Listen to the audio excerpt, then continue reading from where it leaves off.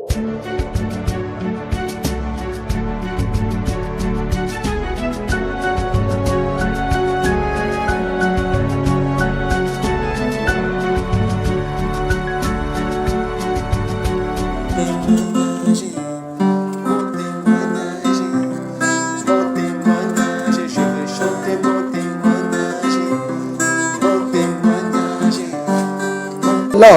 sors! Voilà ce serpent qui est là. Regardez-moi ça là. La puissance de Dieu vient libérer ce jeune homme là. Il y a un gros serpent qui est là avec des cornes. Jesus, Jesus, Jesus, Jesus, Jesus. Sors. Allez, sors. Allez, sors. Au nom de Jésus. Sors de là. Sors de là. Sors de là. Il te vomit. Démon. Il te vomit. Il te vomit. Il te vomit. Il te vomit. Il te vomit. Au nom de Jésus. Au nom de Jésus. Au nom de Jésus. Au nom de Jésus. Allez, sors, allez, sors, allez, sors, allez, sors, allez, sors, allez, sors, allez, sors. Puis. Allez, quitte ce corps. Ce jeune homme, la vie, il est fort. Satan. Sors, sors, sors, sors.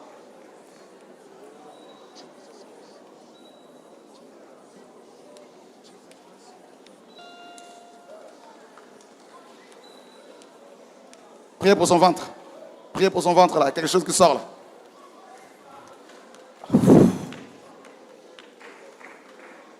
Jesus.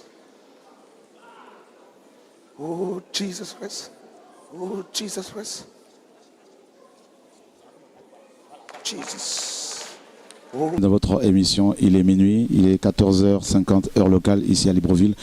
Nous sommes très heureux de vous avoir avec nous et nous sommes ici depuis le 19 février, n'est-ce pas, pour 6 jours de programme.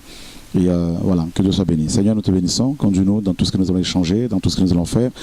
Au nom de Yeshua, notre Seigneur et Sauveur. Amen. Alain, bonjour. Bonjour. Très heureux d'être là.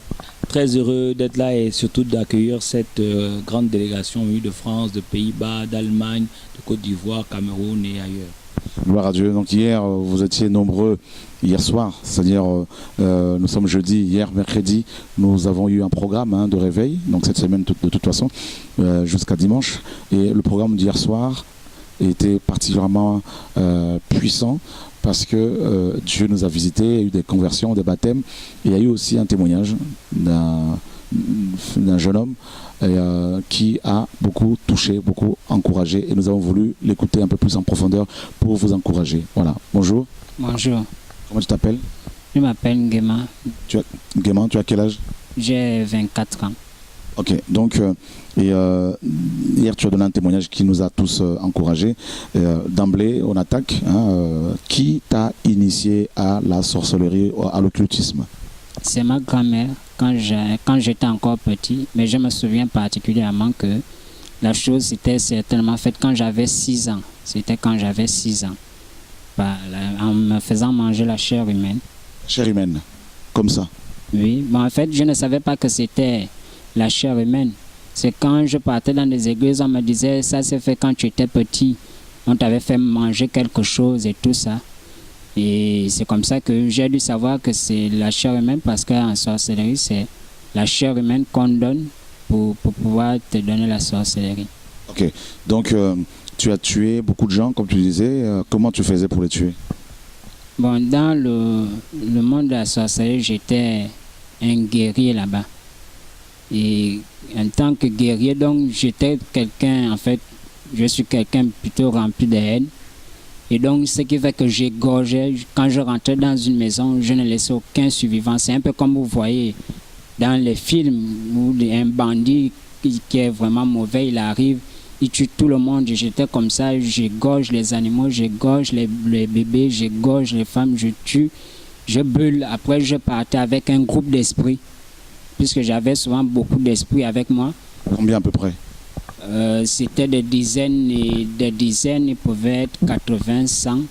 Des démons? Oui. Et après, je partais dans d'autres maisons Et je gorgeais, je tuais, je brûlais la maison. Après, je pouvais faire ça en une nuit, je pouvais visiter plusieurs maisons, tuer, égorger. En fait, c'était un pacte que j'avais signé. Avec qui? Avec Satan, parce que j'avais dit que je voulais être un Dieu sur toute la terre. Waouh! Et tu as vu Satan, tout ça? C'était, en fait, comment on peut dire ça, dans la sorcellerie. Mais je ne sais pas trop comment vous expliquer ça, mais il y avait des entités qui me parlaient. Particulièrement, j'avais l'image d'un dragon qui me parlait, qui me disait des choses, par exemple, comme par exemple sur le Gabon, et tout, qui me révélait des choses. Donc, c'était avec Satan que j'avais fait le pacte. Et je lui disais que je ne veux pas l'argent, je ne veux pas toutes ces choses-là. Si j'ai le pouvoir, je peux avoir toutes ces choses-là. Donc ce que je veux, c'est que tu fasses de moi un Dieu sur toute la terre. Je veux qu'on me vénère comme Dieu. Et dans le pacte, j'avais promis à Satan de lui donner mon âme. Et aussi, je savais que mon âme ne pouvait pas suffire. J'avais promis de tuer tous les membres de ma famille, d'offrir en sacrifice tous les membres de ma famille, ma mère, mon père, mes frères, mes soeurs, et mes oncles, mes tantes, grand-mères et autres. Et je ne devais pas avoir d'enfants, je devais rester puceau toute ma vie jusqu'à la mort. Et comme je savais que ça ne devait pas suffire, je l'avais promis de lui donner 100 sacrifices par jour. Et il avait accepté le pacte. Il avait dit qu'après le pacte, tu vas régner pendant 5 ans. Après 5 ans, tu vas mourir, tu vas aller en enfer. Et j'avais accepté le pacte. Le pacte était que après les 5 ans, je devais mourir. Je devais aller en enfer. Et c'est comme ça que j'ai commencé à servir. Parce qu'il faut dire que je faisais la sorcellerie, je l'avais, mais ce qui a permis que j'aille un peu plus loin, c'est quand j'ai commencé à pratiquer les sciences occultes, à lire le Nouvel Âge, à lire les livres des Cancas, de la Rose-Croix à Morgue et tous ces livres-là.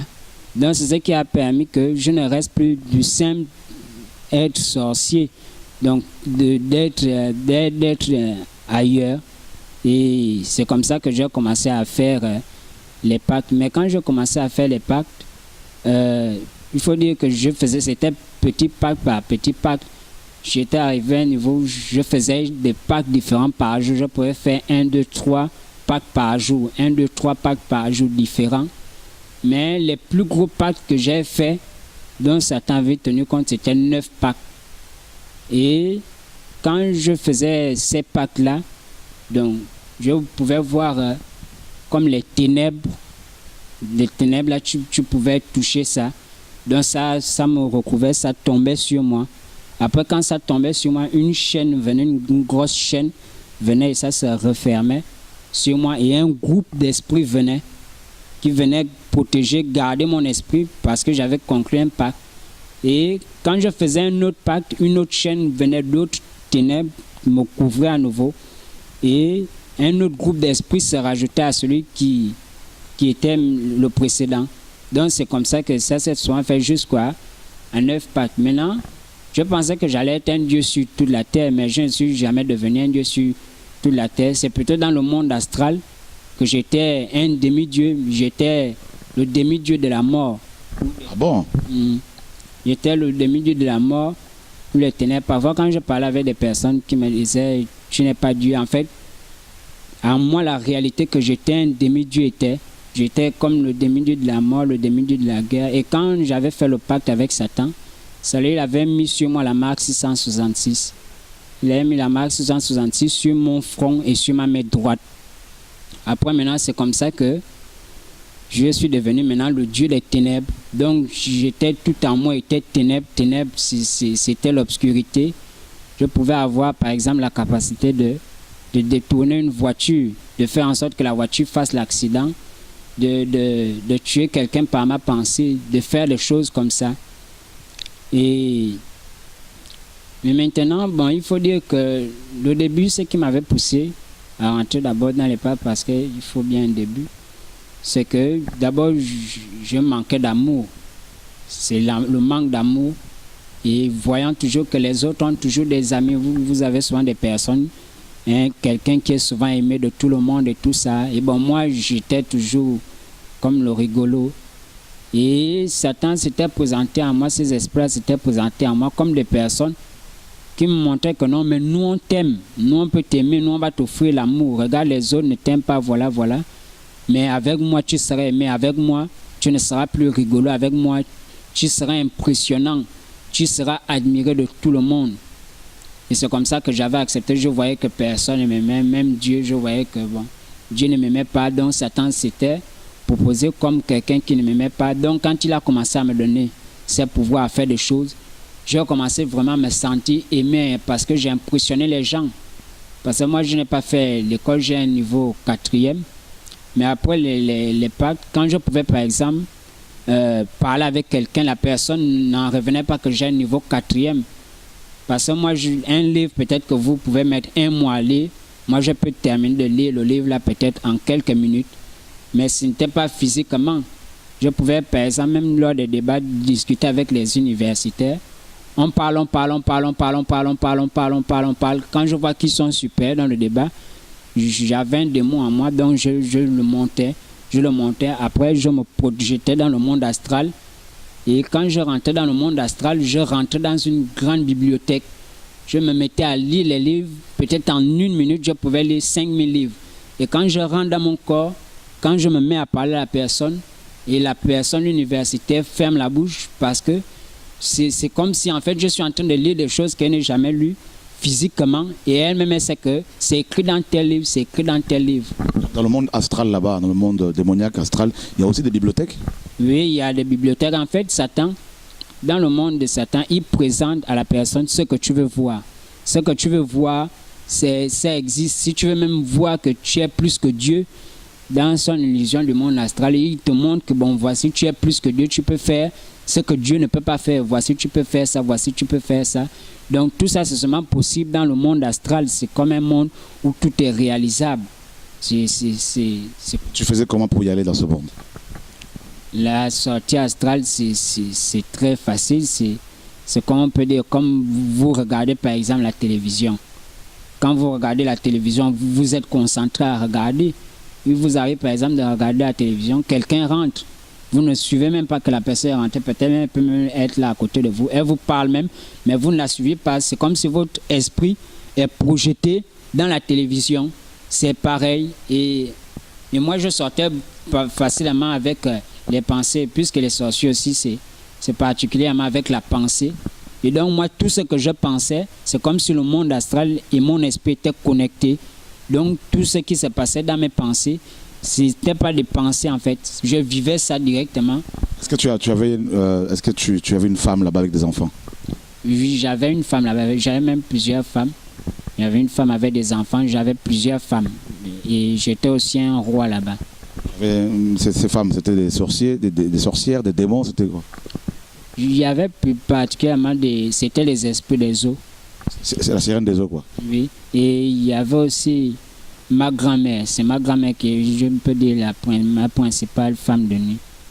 Ok, donc tu as témoigné hier que tu pouvais te transformer en femme pour être comme une lesbienne, et tu pratiquais aussi l'homosexualité mystiquement parlant. Est-ce que tu peux un peu nous donner plus de détails, nous expliquer un peu comment c'était? Moi, en fait, spirituellement, en esprit, j'ai un corps de femme. Je suis une femme. Et donc, j'avais des rapports sexuels lesbiennes avec des femmes là-bas. Et en même temps, en tant que femme, j'avais des rapports sexuels avec des femmes transsexuelles, donc des esprits là-bas qui sont des êtres féminins, mais avec des sexes qui ont des sexes masculins. Et donc, moi, en tant que femme, j'avais des rapports avec ces esprits-là. Et en tant que femme aussi, j'avais des rapports avec des hommes là-bas. Et en tant qu'homme, j'avais des rapports avec des hommes comme moi, donc des rapports homosexuels. En tant qu'homme aussi, j'avais des rapports avec des femmes, donc bisexuelles, la bisexualité.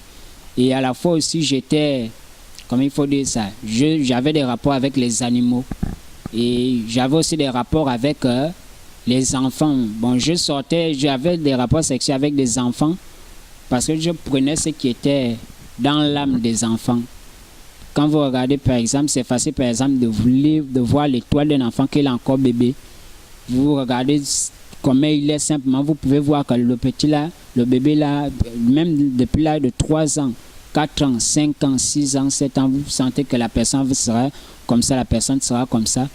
Et les enfants à cet âge-là sont beaucoup plus, ils ont cette pureté-là. Et je me nourrissais, quand j'avais des rapports sexuels avec ces enfants-là, je me nourrissais de la pureté de leur âme.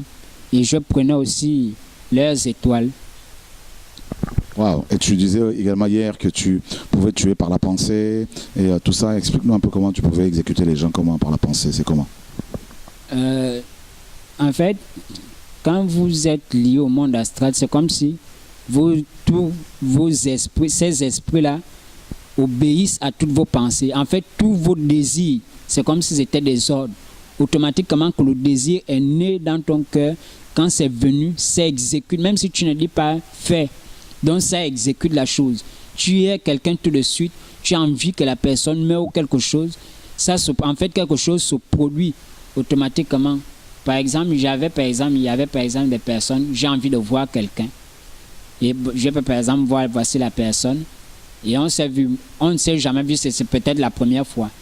Et elle ne reste peut-être pas dans le quartier. Si j'ai envie qu'elle revienne, je peux lui dire que toi et moi on va se revoir. Elle peut ne pas me croire, mais tôt ou tard, on va forcément se revoir. Pourquoi? Parce que ce sont des esprits que j'envoie la chercher. Et donc, elle-même, elle va se dire peut-être, oh, je suis venu voir ma mère, ou bien non. Ce sont des esprits-là qui partent la chercher et qui l'amènent. Et le but, souvent, c'est parce que moi, mon principal pouvoir, c'était la bouche, parler. C'était à travers le parler que je faisais même tomber des chrétiens. Tu as réussi à faire tomber des chrétiens? Comment? Beaucoup de chrétiens, c'était par la parole. Parce que, comme je vous ai dit, je connaissais d'abord Dieu au début. J'aimais la parole et tout ça. Et après, maintenant, une fois que j'ai connu Dieu, j'étais encore tombé. Donc, j'étais devenu faux. Même quand je venais au bon samaritain et tout ça, il y a certains, le Seigneur, qui m'avait exposé. Il m'avait dit des avertissements, il m'avait demandé de me repentir. Il me disait que je t'accorde une dernière occasion. Et c'est comme ça que les frères m'avaient dit non, on te souhaite de repentir. Il m'avait demandé de partir. C'est comme ça que j'étais parti. Et à ce moment-là, je n'étais plus vrai. Mais je faisais tomber des chrétiens, c'était par la parole. Parce que même quand certains utilisaient beaucoup ma bouche. Donc le moyen le plus sûr pour gagner quelqu'un, même si c'était un chrétien, il fallait qu'on échange, il fallait qu'on parle. Par exemple, sur la parole de Dieu, par exemple, je peux par exemple dire, il est écrit dans Jean chapitre 14, verset 6, Jésus-Christ c'est le chemin, la vérité et la vie. Nul ne va au Père que par lui. C'est la vérité. Mais si vous dites oui, Amen. Mais Amen, là, moi, c'est un démon qui rentre en vous. Pourquoi? Parce que pendant que ma bouche dit ça, ce n'est pas ce que je suis en train de dire. Mon esprit dit Jésus-Christ n'est pas le chemin, la vérité. Il est écrit que Jésus-Christ n'est pas le chemin, la vérité et la vie. Tout le monde peut aller au Père que par lui. Et toi, tu dis Amen. Et dès que tu dis Amen, tu as ouvert la porte à un mensonge. Et donc, c'est là où j'embrigadais. Et l'esprit là rentrait, il t'embrigadait, te voilait et te mettait dans la soupissement. C'est comme ça que je tuais la spiritualité des chrétiens. Donc, ils voyaient mes mots, on parlait. En fait, tous les seuls chrétiens qui ont souvent échappé, c'était ceux-là qui peut-être je m'approche et automatiquement le Saint-Esprit leur révèle que non, voici, c'est un sorcier. Voilà, c'était les seuls. Mais ceux à qui Dieu ne révélait jamais tombaient. Il y a même certains qui sont même encore debout, qui sont chrétiens, mais ils se disent chrétiens, mais ils ne savent pas que leur vie chrétienne a déjà pris un coup jusqu'alors parce que le simple fait qu'on échange, il y a des esprits que j'avais introduits qui ont en fait créé un handicap à leur vie chrétienne. Ils se disent toujours que c'est toujours ça, mais ce n'est plus vraiment ça. Waouh. Mes amis, c'est quand même terrible. Hein? Donc, il cite un passage de la Bible, Alain, et comme il a dit, hein, Jean chapitre 14, verset 6, et Jésus-Christ est le chemin, la vérité et la vie, mais lui, il le cite dans son cœur, hein, à l'envers, et verbalement, il le cite à l'endroit, hein, correctement, mais dans son cœur, il le cite à l'envers, et la personne qui est en face de lui, ou les personnes qui sont en face de lui, ne comprennent pas, et elles vont répondre par Amen à la fin, et sans se rendre compte, elles ouvrent des portes aux esprits démoniaques, et lui il en profite pour pouvoir les contrôler, les diriger, les manipuler, les posséder, les détruire. Et ça, c'est terrible. Et tu as réussi aussi à faire tomber des pasteurs, des églises, comment J'ai attaqué beaucoup de pasteurs. Il y a des églises dans lesquelles je partais mettre des fétiches. Ça, c'était avec ma grand-mère, parce qu'à ce moment-là, j'étais un espion. Donc, je rentrais dans une église, je voyais, est-ce que je m'appuyais sur les critères, est-ce qu'il y a la sanctification là-bas, est-ce qu'il pratique véritablement la parole, est-ce qu'il y a la véritable crainte de Dieu, comment le pasteur vit, est-ce que réellement la parole est mise en pratique, est-ce que donc j'examine tout ça, en fait, je ne néglige ou rien, je dois voir si vraiment la parole est vraiment à la lettre. Maintenant, si la parole est à la lettre, je ne pouvais pas rester dans cette église parce que je savais que si je reste là, Dieu va me frapper. Donc je fuyais, donc je quittais là, donc je partais dans une église où je savais que non, là, ici, là, bon, est-ce que voilà, est-ce que voilà, c'est comme ça que je tuais les églises et donc je venais mettre les fétiches, et puis ce qui était l'une de mes âmes, c'était l'humilité, et à l'intérieur j'étais un loup, mais je paraissais être une brebis, quelqu'un de très humble. Tu arrives même chez moi, on te dit que non, lui c'est église, maison, un bon témoignage partout.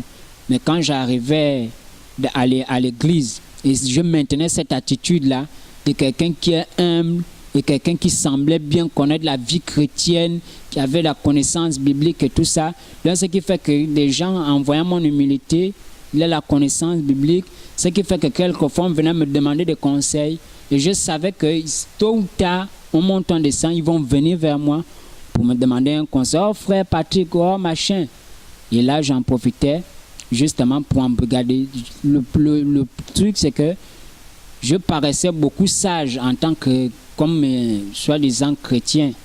Et ce qui fait qu'ils me considéraient ce que je disais. Je parlais dans la sagesse, dans la simplicité. Je semblais être saint, je semblais être humble et tout ça.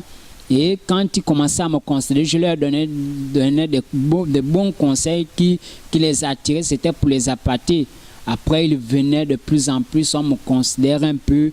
Et c'est comme ça que je commence à les embrigader. Donc, je me forme un groupe dans l'église de tout le monde qui me considère. Parce que là, maintenant, j'ai maintenant pu les assujettir. Et c'était comme ça que je faisais. Et beaucoup de gens dans les églises qui deviennent rebelles, qui vont entraîner des âmes après eux, souvent aussi c'est des sorciers quoi en fait. Oui, il y a beaucoup. En fait, la sorcellerie, pour les autres, la sorcellerie c'est d'abord sorti en vampire, mais la sorcellerie c'est même un chrétien. En fait, pour moi, même un chrétien peut pratiquer la sorcellerie. En fait, ces esprits-là, ils obéissent tous les désirs mauvais. Donc, quand tu as un désir de convoiter, particulièrement les sorciers ont la haine, ils ont la convoitise, ils ont la jalousie et ils aiment détruire. En fait, ils aiment maudire, ils n'aiment pas voir les autres réussir. Donc tout ça les habite, tout doit être que eux. Ils veulent que les gens les vénèrent, que les gens soient à leurs pieds. Donc un chrétien, par exemple, qui peut avoir la sorcellerie, par exemple, les esprits mauvais obéissent à un sorcier parce que son cœur est disposé dans toutes ces choses-là, dans la convoitise.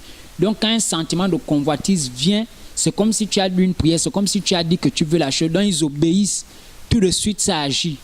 Et c'est cet esprit-là qui anime beaucoup. Et en effet aussi, c'est vrai qu'il y a beaucoup de sorciers aussi dans des églises, ils viennent prophétie. Et puis ce n'est pas ça. Et tu as eu à rencontrer aussi des sorciers dans les églises avec lesquelles tu t'es associé pour combattre? Non, si je combattais particulièrement avec ma grand-mère et les membres de la famille. Quand tu as regardé l'émission à la télévision hier, c'était hier, hein, avant-hier, l'émission qu'on a, où on est passé, hein, au midi, c'est ça? Le midi, donc voilà, c'est une émission en direct. Et tout ça, qu'est-ce que tu as vu? Qu'est-ce que tu as, voilà, après, tu es venu au programme le soir, le lendemain, je crois, le lendemain. Je ne sais pas. Qu'est-ce que j'avais comme... Quand tu as suivi l'émission, tu as été touché, tu t'es dit, bon, je vais aller à leur programme. Qu'est-ce qui t'a convaincu de venir au programme? Ce qui m'a poussé à venir, c'est parce que depuis longtemps, je cherche la délivrance et depuis longtemps, je cherche à sortir de là. Mais je ne sais plus comment faire. Et j'ai tourné d'église en église et je suis même allé dans des églises où pourtant la parole, c'est même pas ça, c'est n'importe quoi dans les églises. Et je suis là-bas et je me dis, ah, pourtant je sais que là c'est faux. Là c'est, mais parce que je cherche à sortir, je veux sauver la vie. Et je m'abandonne, mais je me dis, ah, au bon samaritain, je n'ai pas pu retourner là-bas, je faisais de mauvaises choses et tout ça. Et même quelquefois, comme une fois là, ils étaient venus me voir pour me prêcher la parole. Quand ils étaient venus, mon cœur s'était endurci, parce que c'est souvent ça. Je peux avoir de bonnes dispositions tout de suite, de dire, ah, Jésus, Jésus. Mais si vous venez me voir tout de suite, demain, quand vous venez, mon cœur change. Je pouvais par exemple voir des esprits, comme les frères étaient venus chez moi. Un groupe d'esprits qui attrapait mon cœur, qui tirait. Et moi, de l'autre côté, je tirais le cœur pour que ça puisse donner. Et de l'autre, ça puisse donner. Et les esprits là tiraient que non, il ne faut pas qu'il donne son cœur. Ils tiraient. Et moi, je criais à Dieu que Seigneur, comment je peux continuer de refuser ta grâce? Regarde comment les gens du bon samaritain sont venus, vont repartir. Regarde ce que je suis en train de faire. Regarde comment je reste endurci, comment je peux être endurci, comment je peux préférer la sorcellerie par rapport à ta grâce. Regarde comment je suis à manger la chair humaine toutes les nuits, à faire ces choses. C'est un peu ça. Et donc, avant de finir, c'est pas évident, mes amis. Vous voyez, Dieu est en train de guérir ce jeune homme qui était un grand sorcier, un grand sataniste, un grand occultiste. Et voilà, le Seigneur est en train vraiment de le visiter, de lui faire du bien, de le libérer. Et hier, quand tu es venu avec tes esprits et tes partisans. Comment, explique-nous un peu, parce qu'hier on a prié pour toi. Hier, quand je suis venu, les esprits là, il faut dire qu'ils marchent partout avec moi. Ils marchent partout.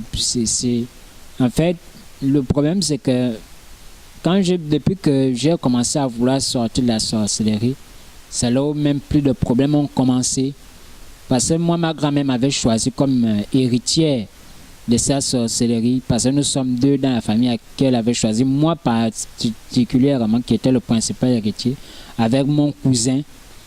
Et parce que elle disait que c'est moi qui dois recevoir la sorcellerie et c'est moi qui dois aussi orienter mon cousin qui est mon petit frère. Que c'est toi qui dois l'orienter et tout ça, tout ça. Et parce qu'il y a déjà, c'était en 2014 qu'on avait mangé mon oncle. Donc son enfant, il était mort. Mon oncle en question, c'était le petit frère de ma mère qui était en fait l'enfant de ma grand-mère. Dans les faits physiques, dans les faits réels, il avait été assassiné. Pour ceux qui connaissent, c'était au rail là-bas au PK18. Il avait été assassiné, certains le connaissent, il s'appelle Philippe. Et il avait été assassiné. Philippe comment? Il s'appelle Bekale Philippe. Il avait été assassiné par des jeunes là-bas et à cause d'une jeune fille qu'ils avaient. Et on l'a retrouvé, il était découpé. Ils ont laissé le corps sur les rails, on dit non, c'était le train et tout ça. Mais en fait, en réalité, c'était pas le train. C'était l'esprit de mort qu'on avait déjà collé en lui et la chose devait se produire comme on l'avait tué dans le monde astral. Dans le monde astral, quand on l'avait tué, c'était ma grand-mère qui avait donné le feu vert pour qu'il soit tué. Moi, j'étais à côté de ma grand-mère. Ma grand-mère avait donné les ordres à mes oncles de le tuer. C'est comme ça qu'il avait été dépecé avec la machette. Dans la nuit? Oui, dans la nuit, dans le monde. Dans le monde de la sorcellerie, le monde astral.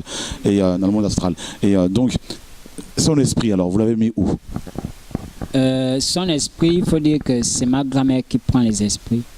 Quand vous mourrez, c'est elle qui travaille avec votre esprit. C'est aussi elle qui prend les reliques telles que les crânes et tout ça. C'est elle qui prend tout ça. Et vous faites quoi avec ces esprits-là, des personnes que vous tuez, tout ça là? En fait, ça renforce la puissance, ça renforce la force.